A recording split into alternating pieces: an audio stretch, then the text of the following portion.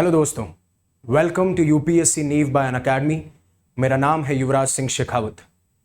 United Nation Security Council, जो कि one of the most powerful body है United Nations की, और जिसका एम है कि इंटरनेशनल पीस और सिक्योरिटी को मेंटेन करना, और जिसका परमानेंट मेंबर बनने के लिए इंडिया काफी दशकों से ट्राई कर रहा है और चाहता है कि इसमें कुछ रिफॉर्म्स आए, बट ना तो इंडिया की एंट्री हो पा रही है और साथ साथ में ना रिफॉर्म्स आ रहे हैं।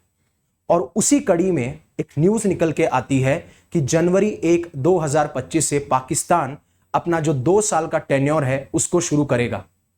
अब ये जो इलेक्शंस हुए थे, ये इलेक्शन जून में हुए थे। हम आगे बात करेंगे कि यूनाइटेड नेशन सिक्योरिटी काउंसिल क्या है, कैसे मेंबर्स होते हैं, साथ साथ में पाकिस्तान का इलेक्शन कैसे हुआ, और ये इलेक्शन कैसे इंडिया के लिए बहुत बुरी खबर बन सकती है। It could become unfavourable for India, as well as ये किस तरीके से ग्लोबल जो सिक्योरिटी है उसको भी थ्रेटन कर सकता है।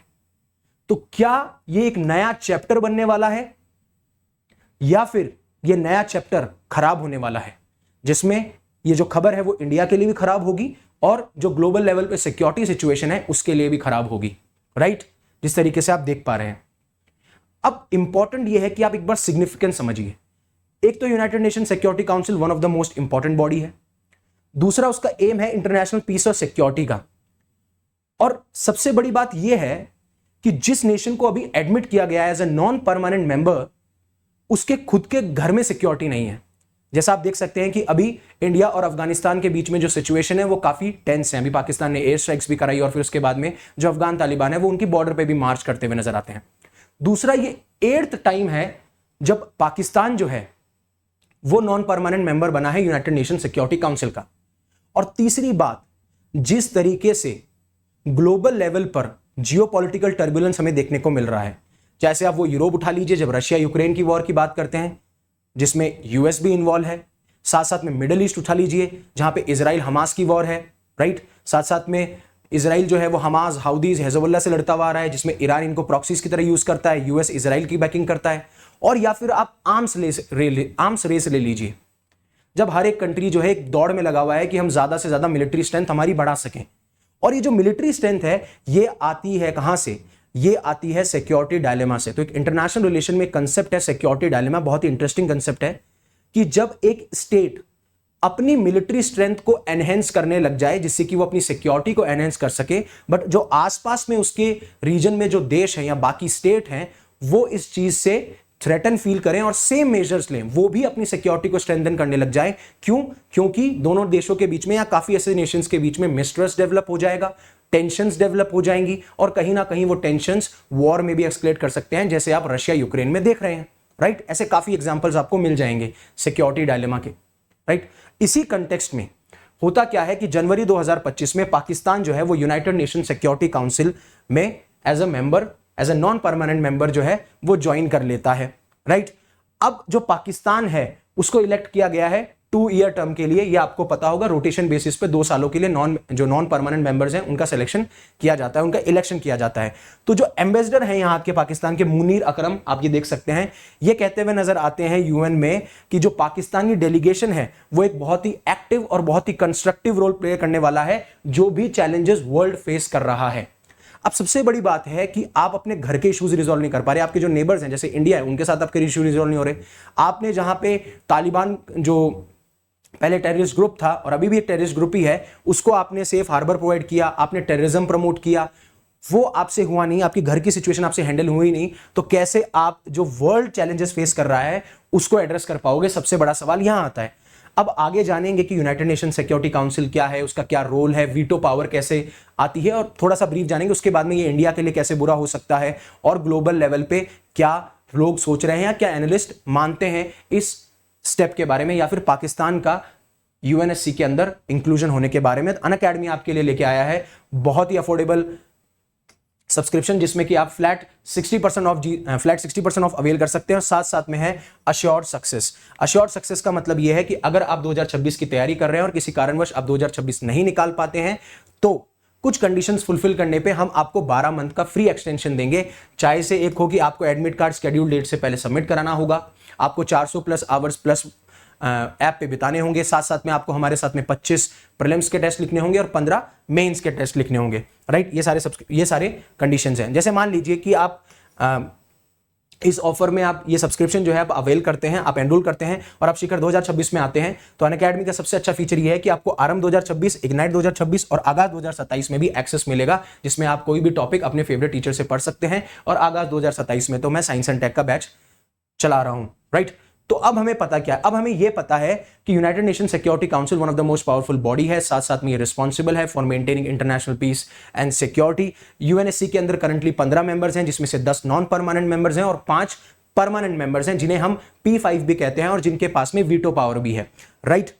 आप मुझे एक चीज और बताएंगे कमेंट सेक्शन में कि पाकिस्तान ने किस कंट्री को रिप्लेस किया है, उस कंट्री को रिप्लेस करके वो एक नॉन परमानेंट मेंबर बना है। अब जब मैं P5 मेंबर्स की बात करता हूं तो आपको पता है United states, United kingdom, Russia, France और चाइना, इन्हें हम परमानेंट मेंबर्स बोलते हैं यूनाइटेड नेशन सिक्योरिटी काउंसिल के, और इनके पास में है वीटो पावर। वीटो पावर मान ली ऐसी स्पेशल राइट जो इनको ग्रांट की गई है, इनको दी गई है, और ये वो राइट है जिसके तहत ये कोई भी प्रपोजल, कोई भी डिसीजन को ब्लॉक और रिजेक्ट कर सकते हैं, इवन अगर मेजॉरिटी वोट जो है उस प्रपोजल या फिर उस रिजोल्यूशन के साथ में अलाइन करते हो तब भी। इतनी बड़ी पावर है इन P5 मेंबर्स के पास में। अब इसका इलेक्शन जो है वो जून के अंदर होता है, जिसमें अगर आपको नॉन परमानेंट मेंबर बनना है तो आपको 2/3 मेजोरिटी चाहिए यूनाइटेड नेशन सिक्योरिटी काउंसिल के मेंबर से, लेकिन 2/3 मेंबर होती है 124, लेकिन पाकिस्तान सिक्योर करता है अराउंड 182 वोट्स, राइट। और जो कंट्रीज हैं पाकिस्तान के साथ में जो इलेक्ट हुई हैं उसमें डेनमार्क है, ग्रीस है, सोमालिया है एंड पनामा भी है। और अगर siyaasat.com की माने तो पाकिस्तान को जो बैकिंग मिली है, स्पेशली जो चाइना हमेशा से ऐसी सिचुएशन को एक्सप्लोर करता हुआ है, और चाइना ही एक सबसे बड़ा रोड़ा है कि यूएनएससी में हमें परमानेंट सीट नहीं मिल रही है क्योंकि वीटो पावर की तहत, जो मैंने आपको बता दी, राइट। फिर आप देखेंगे सऊदी अरेबिया, राइट। फिर उसके बाद में आप देखेंगे ईरान, ये सारी कंट्रीज जो हैं वो बैक करती हुई नजर आती हैं। ईरान हो गई, सऊदी अरेबिया हो गई, आप ध्यान रखिएगा, लेबनान हो गई, सिंगापुर हो गई, ये सारे के सारे। और ट्रिब्यून की बात माने तो पाकिस्तान को 53 मेंबर एशियन ग्रुप ने भी एंडोर्स यानी कि सपोर्ट किया।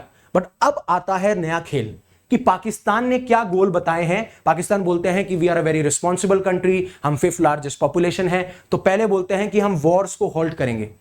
अगर आप वॉर्स को होल्ड करेंगे तो क्यों आपने पास्ट में इंडिया के साथ में वॉर्स करी, चलो पास की पास बात छोड़ो, क्यों आप अभी आज लेवल पे इंडिया और अफगानिस्तान के जो बॉर्डर है वहां पे वॉर जैसी सिचुएशन बनी हुई है। फिर आप बोलते हो कि हम पीसफुल डिस्प्यूट रेजोल्यूशन करेंगे।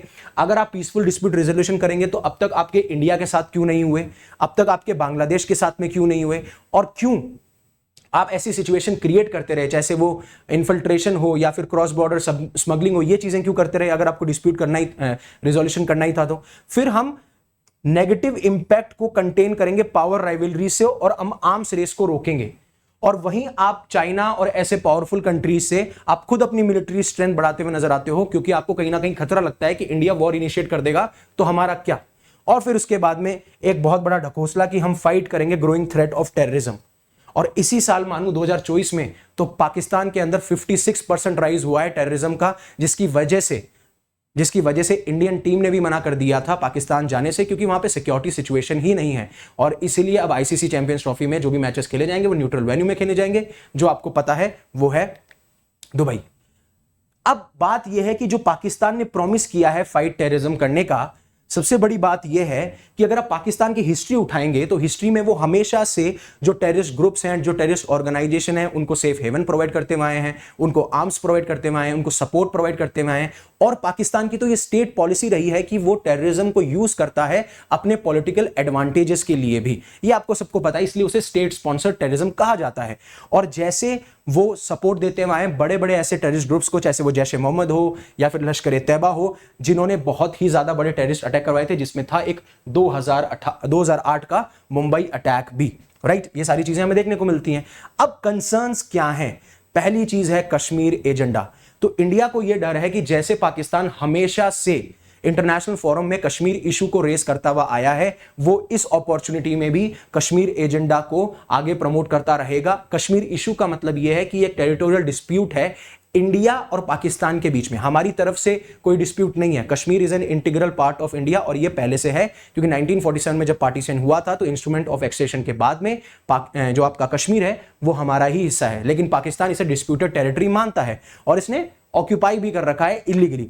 फिर है टेररिज्म कमिटीज। अब नॉन परमानेंट मेंबर बनने से होगा क्या, पाकिस्तान को एक्सेस मिल जाएगा कुछ ऐसी कमिटीज का जो कि टेररिज्म को ओवरसी करेंगी।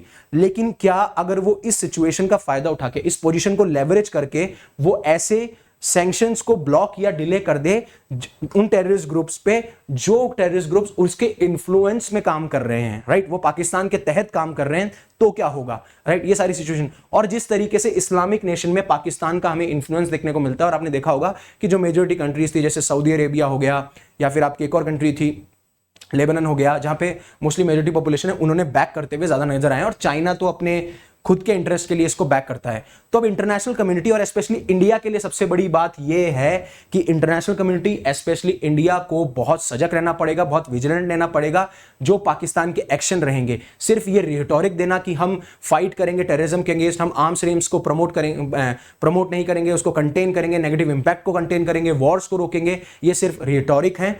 देखना यह होगा कि पाकिस्तान के एक्शंस क्या इन स्टेटमेंट से अलाइन करते हैं कि नहीं करते हैं, वो सबसे बड़ी बात है। और जो ये इन्होंने कमिटमेंट दिया है टेररिज्म को कॉम्बैट करने का, इसको स्क्रूटनाइज करना बहुत जरूरी है। ये एक्शंस इनके स्टेटमेंट से अलाइन होना बहुत जरूरी है, नहीं तो जो ग्लोबल सिक्योरिटी है वो बहुत ज्यादा खतरे में आ सकती है। और आपको वैसे ही पता है कि जियोपॉलिटिकल लेवल पे या फिर आप ग्लोबल लेवल पे देखेंगे तो बहुत ज्यादा टर्बुलेंस चल रहा है, चाहे वो यूरोप हो, चाहे वो मिडिल ईस्ट हो, और अभी इंडिया, बांग्लादेश, अफगानिस्तान हो, तो हर जगह हमें टर्मोइल देखने को मिल रहा है, हर जगह हमें टर्बुलेंस देखने को मिल रहा है। तो ये बहुत इंपॉर्टेंट हो जाता है कि हम विजिलेंट रहें। तो होपफुली आपको सब कुछ समझ में आया होगा। जो भी इंटरनेशनल रिलेशन के जो थ्योरीज थे, जो पर्सपेक्टिव्स थे, मैंने उनको भी बताया, थोड़ा बेसिक यूएनएससी के बारे में भी डिस्कस किया, जिससे कि आपका एक पर्सपेक्टिव बन सके। आपको लेक्चर अच्छे लगते हैं तो प्लीज इन्हें लाइक कीजिए, इन्हें कमेंट कीजिए, उससे मुझे बहुत एनकरेजमेंट मिलता है। और अनअकैडमी आपके लिए ऑप्शनल कोर्सेज भी लेके आया है, आप अवेल कर सकते हैं। और अगर आप मेंस निकाल चुके हैं तो जो लास्ट हर्डल है इंटरव्यू, वो हमारे साथ प्रिपेयर कर सकते हैं, जिसमें हम फ्री मॉक इंटरव्यू प्रोवाइड कर रहे हैं। आपको डिस्क्रिप्शन में लिंक मिल जाएगा, right. So thank you very much for listening to me. Please आप लाइक और कमेंट कीजिए, उससे मुझे एनकरेजमेंट मिलता है। अगर ये लेक्चर आपकी लाइफ में वैल्यू ऐड कर रहे हैं, आपको लगता है किसी और की लाइफ में वैल्यू ऐड कर सकते हैं, तो आप इन्हें शेयर कीजिए और ऐसे ही रेगुलर कंटेंट के लिए इसे सब्सक्राइब कीजिए। Again thank you very much for giving me your precious time. Stay safe, stay happy, शब खैर।